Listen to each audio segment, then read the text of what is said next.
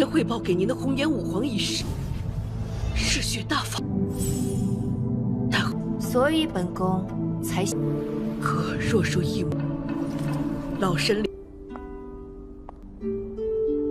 那还你便是缥缈宫的男主人。一剑，整个大陆只有一魔族之，你我再联手，帮主大人。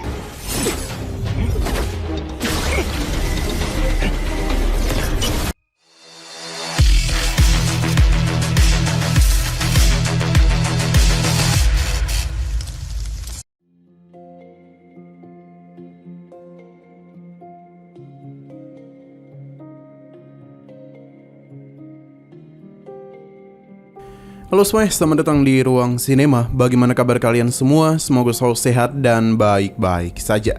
Sesuai jadwal, jadi pada hari ini kita akan kembali melanjutkan series Donghua Martial Master episode terbaru, yang mana ini adalah episode yang ke-633-nya. Bagi yang baru bergabung dengan series ini, kita sudah sediakan playlistnya. Jadi kalian bisa dengan mudah mencari di mana episode awal dari series ini. Sebelum kita mulai episode terbarunya, kita akan melihat dulu apa saja yang telah terjadi pada episode sebelumnya, tepatnya pada episode 634. Setelah Qian dan Molly menyerap habis esensi dari para pasukan aula penegak hukum, mereka pun bergegas pergi karena menyadari kedatangan dari kelompok Ansu. Melihat para pasukannya yang berakhir seperti itu, tentu saja membuat Ansu marah besar. Selain itu, ada jejak dari penggunaan teknik haus darah yang menandakan kalau ulah dari penyerangan kali ini merupakan sosok ras iblis asing. Ia berpikir kalau jalan surgawi memiliki hubungan dengan ras tersebut. Jadi, Ansu bergegas pergi menemui permaisurinya yang tengah melakukan pemeriksaan di alam rahasia. Penyelidikan di sana tidaklah membuahkan hasil apapun, pasalnya hanya jejak kaki Qinzhen saja yang mereka temukan. Sesaat kemudian, Ansu datang menemui Sang Guanxia dan langsung saja memberikan hasil penemuannya. Melalui jejak darah itu, Sang Guanxia dapat melihat pertarungan yang terjadi sebelumnya. Ini benar-benar membuatnya murka. Sekarang kita akan melanjutkan episode terbarunya. Masih di camp pelatihan elit, semua orang dari istana Piao Miao benar-benar takut akan kemarahan dari Sang Guanxia. Bahkan tidak ada yang berani menatapnya. Sang Guanxia telah turun ke langit pertama, tapi orang-orang dari jalan langit masih sangat berani melakukan pergerakan. Ia meminta semua pasukannya untuk ikut bersama Martial Emperor Ansu untuk bisa menyelidiki tentang kelompok jalan langit, dan berharap mereka bisa menangkap si pelaku agar bisa dibawa ke hadapannya. Mereka semua paham dan segera pergi, namun Longfo akan tetap tinggal di sini. Sesuai dengan perintah Sang Guanxia, masing-masing dari mereka meninggalkan tempat tersebut. Longfo diberikan informasi sebelumnya. Ini membuatnya terkejut karena teknik haus darah digunakan dalam pertarungan tersebut. Ia berpikir kalau ini berkaitan dengan laporan mengenai Martial Emperor Hongyan yang sebelumnya telah dia selidiki. Jika ras iblis ini memang menyimpan niat jahat, maka mungkin saja mereka telah mulai melakukan pengkhianatan. Longfo memikirkan tentang Hongyan. Sang Guanxia pun memintanya untuk pergi sendiri agar bisa menyelidiki tentang Hongyan dan menemukannya. Longfo paham dan segera pergi dari sana. 之前汇报给您的红颜武皇一事，嗜血大法，但所以本宫才可若说一母，老神领命。 Sesaat kemudian, Feng Xiaoyu datang sambil bertanya apakah dia masih percaya kepadanya. Sang Guanxia tentu saja tidak pernah sekalipun meragukannya. Feng Xiaoyu pun meminta dia untuk menarik perintah agar aula penegak hukum tidak lagi melakukan penyerangan pada kekaisarannya. Sang Guanxia mencoba untuk menenangkannya karena jika dihentikan sekarang, maka hubungan yang mereka jalin akan sangat mudah terbongkar. Ia harus mencari waktu yang tepat untuk bisa melakukannya. Tapi Feng Xiaoyu tidak ingin menunggu lagi. Karena jika pertarungan ini terus terjadi, maka mereka berdualah yang akan sama-sama rugi. Namun Sang Guanxia tidaklah mempermasalahkan hal itu. Sebab selama istana Piao Miao-nya berhasil menyatukan dunia, maka Feng Xiaoyu juga akan menjadi pemimpin istana Piao Miao juga. Seluruh alam semesta di sana akan menjadi rakyatnya. Feng Xiaoyu mengingatkan, di saat mereka berselisih, maka pihak ketigalah yang diuntungkan.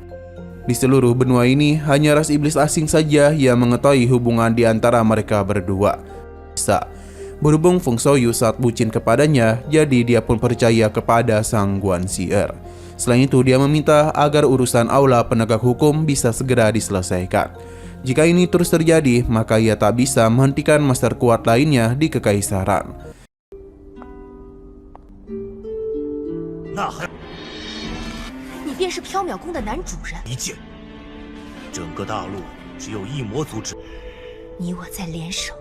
Setelah urusannya selesai, Feng Xiaoyu pun pergi. Namun Sang Guanxiar dikejutkan oleh kedatangan ras iblis asing, di mana ia memang sudah menduga kalau Feng Xiaoyu akan berprasangka buruk kepada mereka.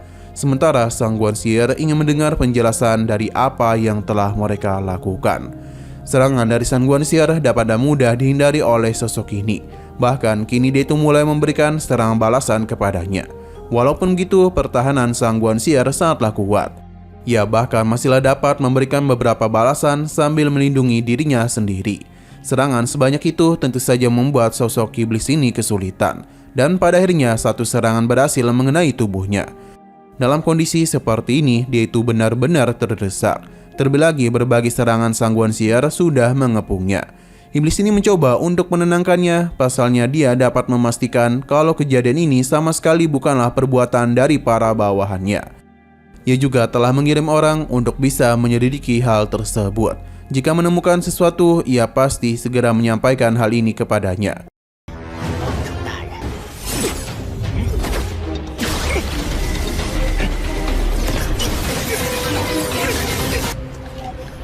Sang Guanxiar akan memegang perkataannya karena jika sampai mereka berani mengkhianatinya, maka ialah yang akan memusnahkan mereka sendiri.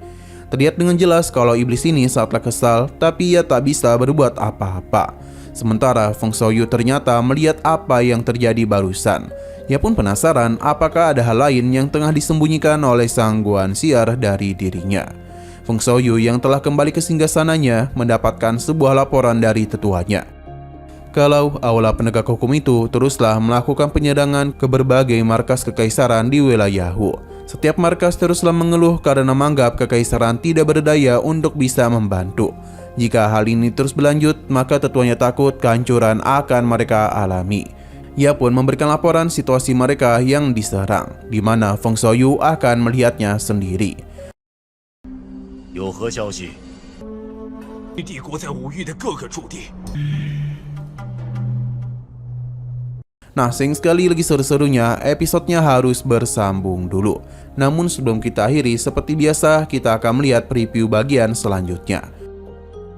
Kita dibawa kepada Qin Chen. Di tengah perjalanannya, dia itu menerima sebuah serangan yang mana dia tahu hal itu berasal dari sesuatu yang sangat luar biasa. Terlihat juga ledakan kekuatan itu teruslah terjadi hingga membuat Qin Chen penasaran, hingga membuat Qin Chen tertarik. Ia yang tidak ingin melepaskan kesempatan tersebut memutuskan untuk melakukan sesuatu, di mana dia akan melakukan sebuah penyamaran. Wajah Qin Chen pun berubah dan tidak hanya itu saja, namun penampilannya juga berubah menjadi seseorang dari sebuah klan.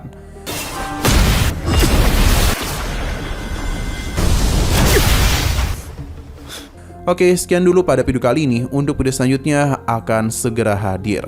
Jadi bagi kalian yang mengikuti series ini, langsung saja klik subscribe dan aktifkan loncengnya.